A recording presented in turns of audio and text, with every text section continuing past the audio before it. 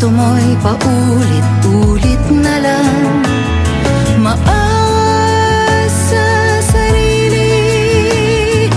Tama na kaibigan, kaya Tama na kaibigan, tama na kaibigan, kaya bitaw, kung di na kaya, bitaw,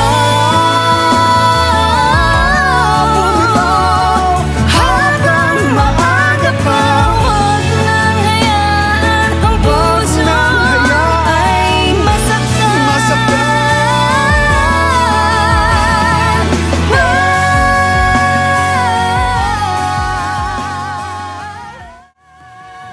Kasi like itong kanta ko, hindi yung original na ka-duet ko nito. Binitawan ako sa last minute. Ay, grabe. So, no.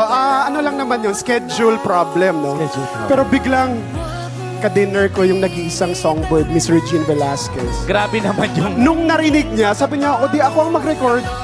Oh my God, literally nagtago ako sa shirt ko nung sinabi niya yun, mga katropay. Grabe.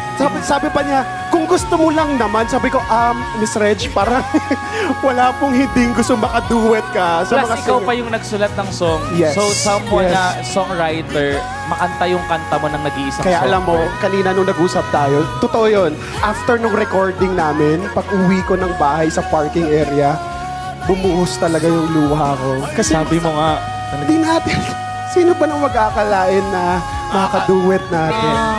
Saka,